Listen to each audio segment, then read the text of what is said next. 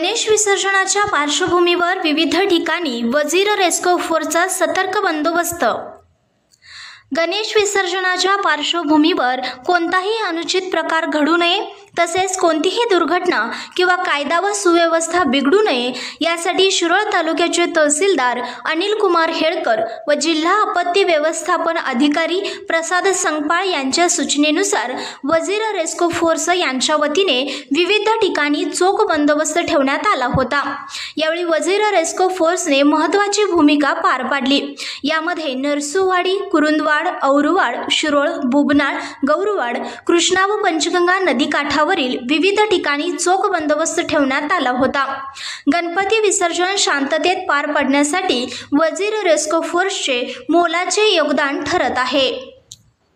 संघर्ष या न्यूज चॅनलला लाईक करा, शेअर करा आणि सबस्क्राइब करा।